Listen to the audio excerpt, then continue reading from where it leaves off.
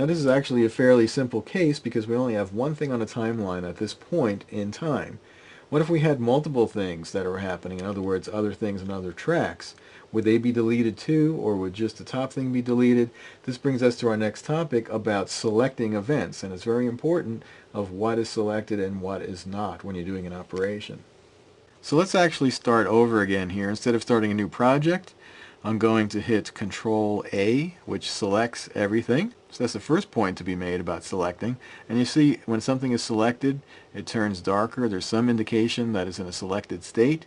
If you hit Control Shift A, everything becomes deselected. So again, Control A, everything's selected. I'm going to hit Delete. And because the time selection is active here, it's only deleting what's in the time selection. So let's just click off that, start again, Control A, select everything, delete. So let's bring down the bike race video, put it on the timeline, and also campfire. I'm just going to line them up this way so that they're not exactly lined up one on top of the other. And let's just play the timeline at this point so you get an idea of what's going on. So I'll just start it from here. I do have this track muted, so I'm going to unmute that.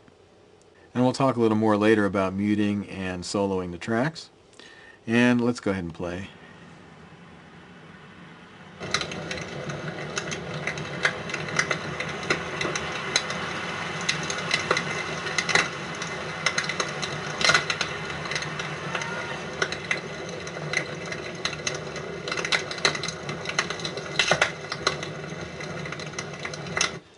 So this illustrates some basic principles about the audio and video on the timeline.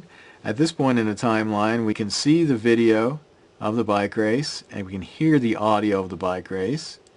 We can't see the video of the fire because the bike race is on top of it, because in the timeline we're looking from the top down.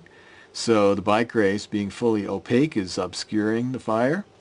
On the other hand, there's no reason why we can't hear both the audio from the bike race and the fire at the same time.